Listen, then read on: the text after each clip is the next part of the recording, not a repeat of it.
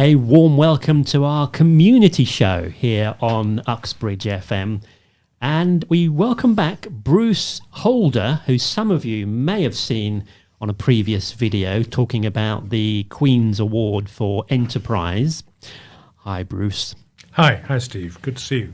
Now, we're doing a separate video because you mentioned a passion project of yours, if you like, knife crime in London.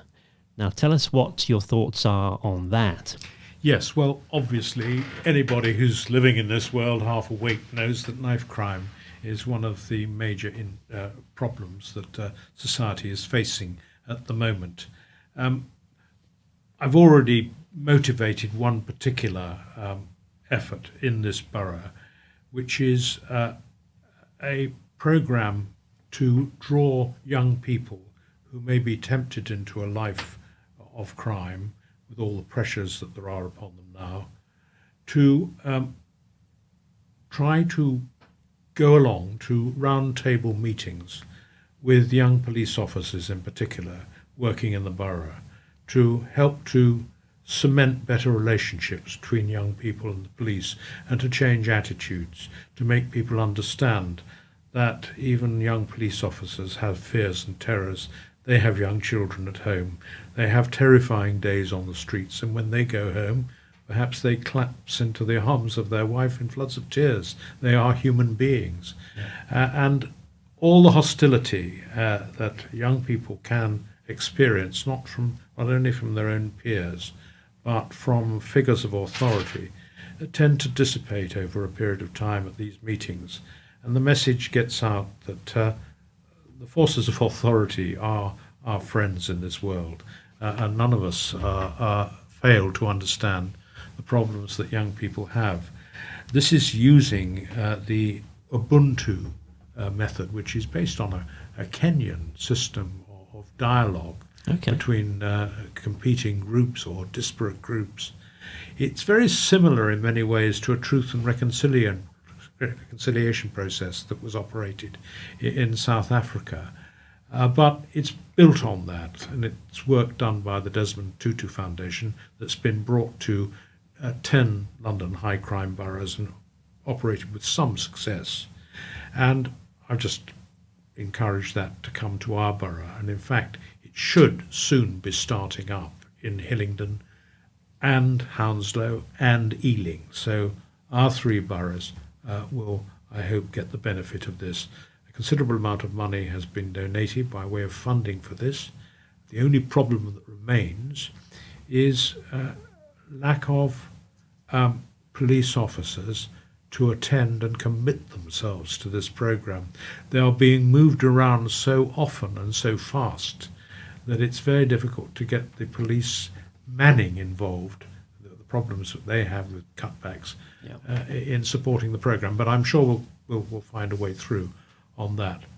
But there is, for me, a much greater problem, and this is what I've given more thought to, and that is the lack of any real national philosophy, and I use that word deliberately, as to how we combat knife crime. There is so much good work being done all over London by literally thousands of groups and individuals who are making a contribution to something which they care enormously about.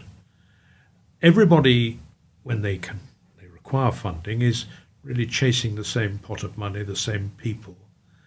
But there's very little communication between these groups, very little talking going on between them, very little understanding of what others are doing in the same field. People perhaps are proud of their own particular effort and want to keep that to themselves.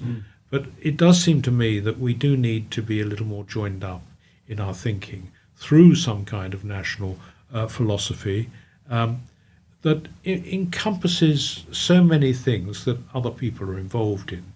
Early intervention with families that are at risk, for example, providing educational programs for children and people who are already disaffected and lack that self-confidence that children need to survive in an ever more complicated world where social media and everything else bugs us all the time.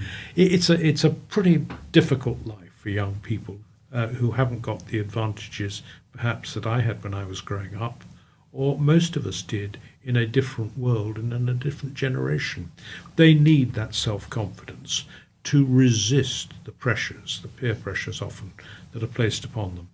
We need to support them through providing diversionary opportunities for the young. So many youth clubs have been closed down. So many opportunities for youth have been closed down. They don't know where to go, how to spend their time. When they go and congregate in public areas, they're moved on by the police or somebody else. It's pretty miserable for them now. How are they going to get self-confidence through that? We've lost our youth workers. We've lost our youth clubs. The value of youth organisations. I mean, there are still youth organisations who are doing wonderful things. The cadet groups, Sea Scouts, police cadets, all of those kinds of organisations. But the groundswell of support for the youth has been just taken away. We need the improved relationships, which I've already mentioned, between the forces of law and order and the community. But above all, we need, don't we, a greater level of engagement from all relevant levels of society. So what I want to do, and this would require a very high level team, and I'm still working on how we might go about this, is to get together on a voluntary basis the right people at the right level. And this would have to involve a government minister with some influence as well being on this committee. We'd have a standing committee. We'd meet, well, let's say half a dozen times a year and develop this national philosophy that I've been speaking about. Develop it so that we can inform central government, provide them a report, give them something to think about. They may say, well, they're doing it already, but I've looked at the National Crime Strategy. I think it's a document that people know very little about, even those that are supposed to be implementing it.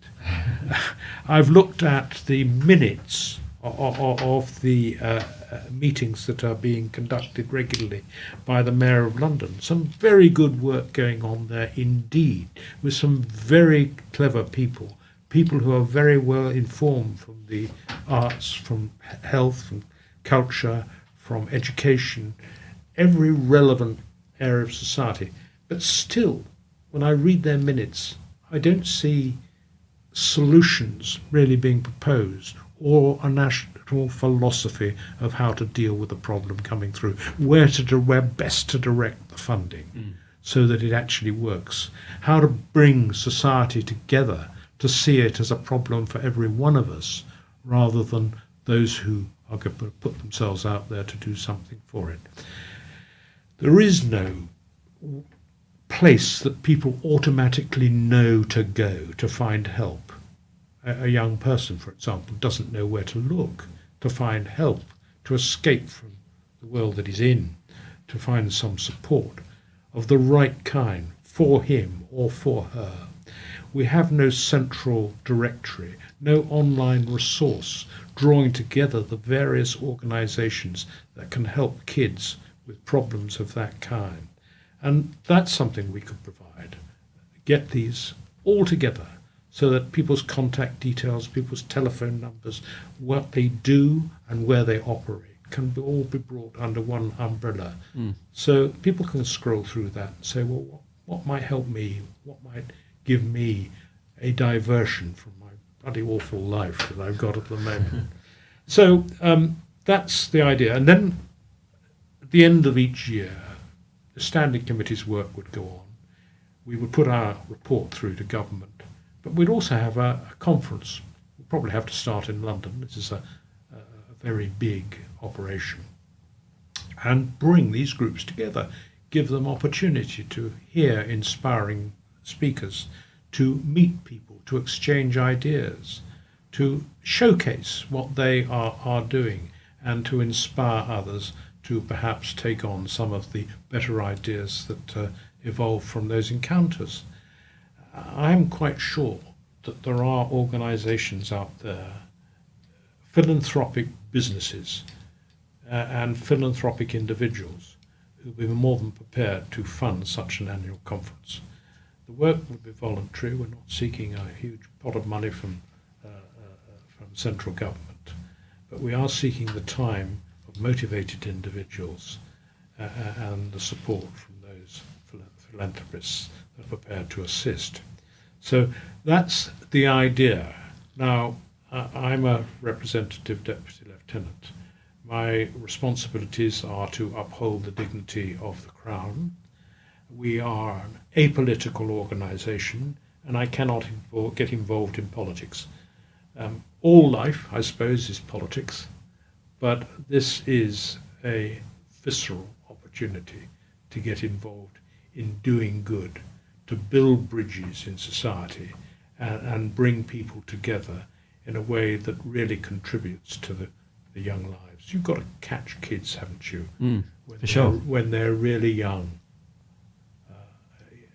Otherwise, our next generation will be fighting bigger battles than we are now. So if someone wants to get in touch with you, can we give out the email address? That would be info@greaterlondonlieutenancy.com. Yes. And they can then forward any messages to you directly. And if they put my name, I don't mind how they spell it, but if they put my name at the top for the attention of Bruce Houlder, I would be delighted to reply to them. And if anyone's got any ideas, I would love to hear what those ideas are. I have no genius on this subject. I'm learning every single day. But it does seem to me that we need to work more together on this. Yeah, for sure. Well, thank you very much, Bruce, for coming in and sharing your ideas, and hopefully it'll come to fruition. So, with the best will in the world.